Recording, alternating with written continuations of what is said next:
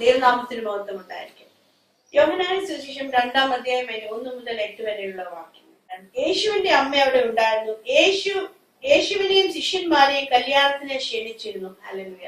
ഇവിടെ കാനാവിലെ കല്യാണ വിരുന്നിനെ കുറിച്ചാണ് ഇവിടെ ആ കല്യാണത്തിന് യേശു ചെയ്ത അത്ഭുതമായി വചനത്തിൽ പറഞ്ഞിരിക്കുന്നത്.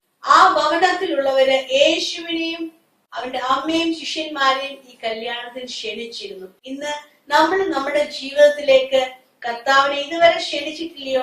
നമ്മുടെ ജീവിതത്തിലേക്ക് ആ കർത്താവിനെ ഒന്ന് ക്ഷണിക്കണം. നമ്മുടെ ജീവിതത്തിൽ ആ കർത്താവിന് 1-ാം സ്ഥാനം കൊടുക്കണം. നമ്മുടെ ഭവനത്തിലേക്ക് ആ കർത്താവിനെ ഒന്ന് ക്ഷണിച്ചേ നമ്മുടെ ഭവനത്തെ ഇന്ന് കർത്താവ് ഒരു അത്ഭുതമാക്കി മാറ്റും. നമ്മുടെ ജീവിതത്തിലേക്ക് ആ കർത്താവിനെ ഒന്ന് ക്ഷണിച്ചേ ആ കർത്താവ് ഒരു അത്ഭുതമാക്കി മാറ്റും. കർത്താവിനെ എവിടെ ക്ഷണിക്കുന്നോ നിന്റെ അവിടെ ആ കർത്താവ് അത്ഭുതം ചെയ്യുന്നതായിട്ട് അവിടെ കാണുന്നത്. യേശുവിന്റെയും ശിഷ്യന്മാരെയും കല്യാണത്തിന് ക്ഷണിച്ചിരുന്നു. വീഞ്ഞു പോരാതെ വരികയാൽ യേശുവിന്റെ അമ്മ അവർക്ക് വീഞ്ഞില്ല എന്ന് പറഞ്ഞു.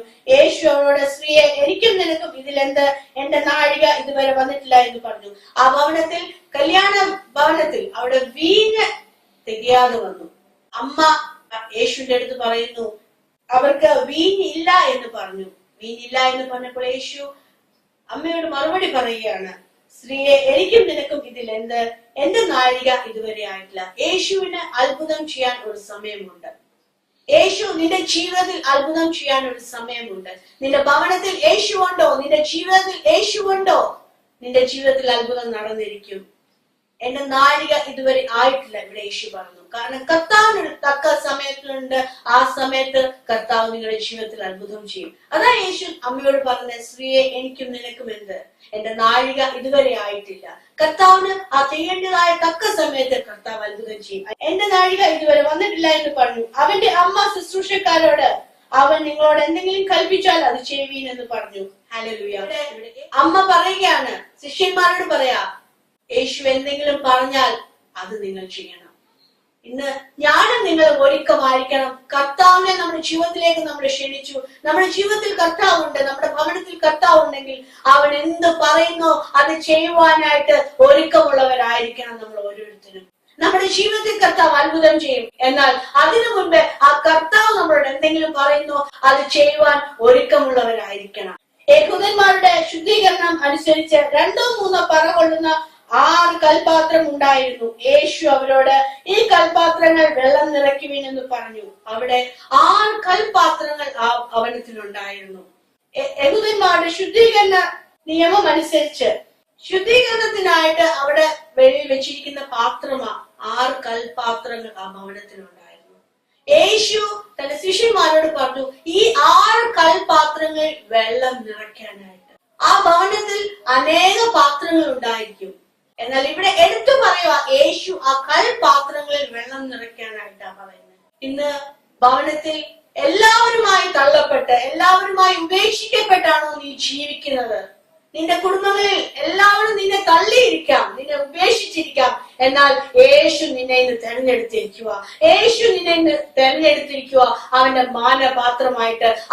നിന്റെ ജീവിതത്തിൽ അത്ഭുതം ചെയ്യുവാനായിട്ട് അവൻ നിന്നെ തെരഞ്ഞെടുത്തിരിക്കുക. ഞാനും നിങ്ങളും അത് ഏറ്റെടുക്കണം നമ്മുടെ ജീവിതത്തില്. ഇവിടെ യേശു ശിഷ്യന്മാരോട് പറഞ്ഞു ആ കൽപാത്രങ്ങളിൽ വെള്ളം നിറയ്ക്കുവാനായിട്ട്. ഇന്ന് ഞാനും നിങ്ങളും ഒരുക്കമാണോ ഈ കർത്താവ് എന്തെങ്കിലും പറഞ്ഞാൽ ചെയ്യാനായിട്ട്?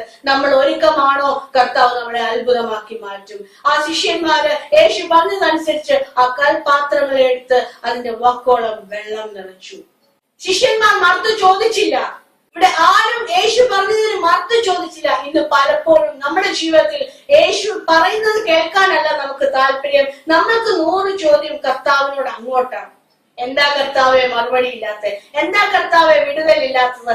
എന്താ എനിക്ക് തരാത്തത്? എന്റെ കാര്യം എന്താ കർത്താവെ നേരെ നടക്കാത്തത്?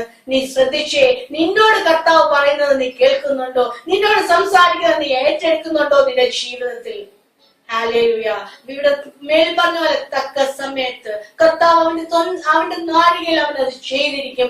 നിന്റെ ജീവിതത്തിൽ അത് ചെയ്തിരിക്കും. നീ ഉപേക്ഷിക്കപ്പെട്ടാണോ? നിന്റെ ജീവിതത്തിൽ എല്ലാവരുമായിട്ട് നീ തള്ളപ്പെട്ടാണോ ഇരിക്കുന്നത്? നിന്നെ എന്റെ കർത്താവ് തെരഞ്ഞെടുത്തതാ. കർത്താവ് നിന്നെ തെരഞ്ഞെടുത്തോ? നിന്നെ ഏറ്റവും ശ്രേഷ്ഠമുള്ള പാത്രമാക്കി കർത്താവ് നിന്നെ നിർത്തും. ആ കൽപാത്രങ്ങൾ ഏറ്റവും മനോഹരമായ വീഞ്ഞ് ആ കൽപാത്രങ്ങളിൽ എന്റെ കർത്താവ് ഉണ്ടാക്കി.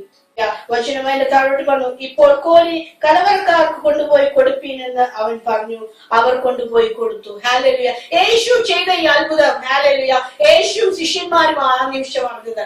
അതുപോലെ തന്നെയാ ഇന്ന് നിന്റെ ജീവിതത്തിൽ, ഹല്ലേലൂയ, നിന്റെ ഭവനത്തിലെ കുറവ് നീ കർത്താവിലാണോ, നിന്റെ കുറവിനെ കർത്താവ് എടുത്ത് കാണിക്കത്തില്ല. നിന്റെ ജീവിതത്തിലെ ശൂന്യതയെ മറ്റുള്ളവരുടെ മുൻപാകെ പ്രദർശിപ്പിക്കുവാൻ കർത്താവ് ആഗ്രഹിക്കുന്നില്ല. നിന്റെ ജീവിതത്തെ, നിന്നെ തന്നെ നീ കർത്താവിന്റെ കരങ്ങളിൽ ഏൽപ്പിച്ചിട്ടുണ്ടോ? നിന്നെ ഒരു ഉന്നത ഗോപുരമാക്കുവാൻ, നിന്റെ ജീവിതത്തിലെ ശൂന്യതകളെ മാറ്റുവാൻ, നിന്റെ ഭവനത്തിലെ ശൂന്യതകളെ മാറ്റുവാൻ ഈ കർത്താവ് മതിയായവനാ.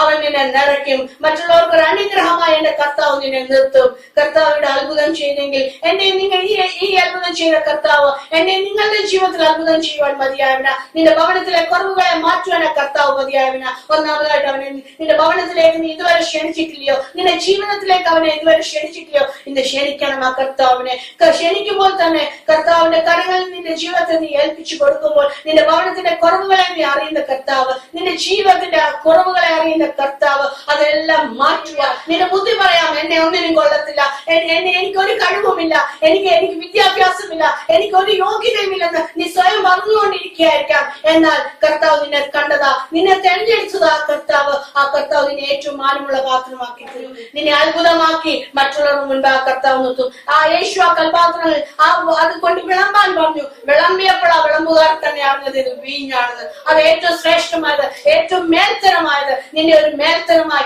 മറ്റുള്ളവരുടെ മുൻപാകെ നിന്നെ ഒരു അത്ഭുതമാക്കി എന്റെ കർത്താവ് നിർത്തും. കാരണം വിളിച്ചത് കർത്താവാ, നിന്നെ തെരഞ്ഞെടുത്ത് നിർത്തിയിരിക്കുന്നത് കർത്താവാ. നിനക്ക് ഉറപ്പുണ്ടായിരിക്കണം, നീ ആ കർത്താവിൽ ആശ്രയിക്കുന്നെങ്കിൽ ഒരിക്കലും നീ ലജ്ജിച്ചു പോകത്തില്ല.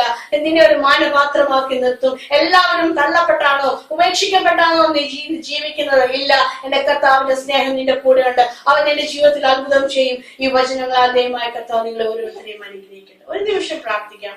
പ്രിയ പിതാവെ, സ്തുതിക്കുന്നു യേശുവിന്റെ നാമത്തിൽ. അപ്പ എല്ലാ മക്കളെ നിന്റെ കാര്യങ്ങളിൽ ഏൽപ്പിച്ചു പ്രാർത്ഥിക്കുന്നു. ഇന്നത്തെ പകൽ ഏറ്റവും അനുഗ്രഹത്തിന്റെ പകലായിരിക്കാൻ സ്തോത്രം ചെയ്യുന്നു യേശുവിന്റെ നാമത്തിൽ. കർത്താവേ, ഹല്ലേലൂയ. ജപ്തിയെ ഭയന്ന് ഇരിക്കുന്ന കുടുംബത്തെ നിന്റെ കാര്യങ്ങളിൽ ഏൽപ്പിച്ചു പ്രാർത്ഥിക്കുന്നു യേശുവിന്റെ നാമത്തിൽ.